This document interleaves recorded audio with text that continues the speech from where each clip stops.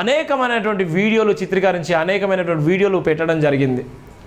ఒక పక్కన వీడియోలు రిలీజ్ చేయాలని చెప్పినటువంటి ఐజీ అశోక్ కుమార్ గారు వీడియోలు మీరు రిలీజ్ చేయలేదు, వీడియోలకు మాకు ఎలాంటి సంబంధం లేదని చెప్పారు. అదే ఐజీ గారు అవే వీడియోలు రిలీజ్ చేసి కేసును క్లోజ్ చేయడం జరిగింది. ఒక పక్కన నారా లోకేష్, చంద్రబాబు నాయుడు కుమారుడు నారా లోకేష్ మంత్రి,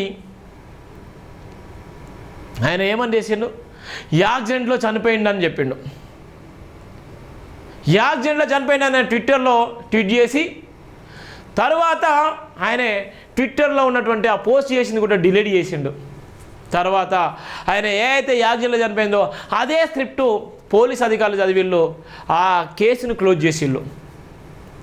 ఏదైతే వైన్స్ దగ్గర అనేకమైనటువంటి వీడియోలు చిత్రీకరించినటువంటి వైన్స్ అధికారులు, వైన్స్లో ఉండి నిజంగా ప్రవీణ్ పగడాలని చూపించినటువంటి పోలీస్ అధికారులు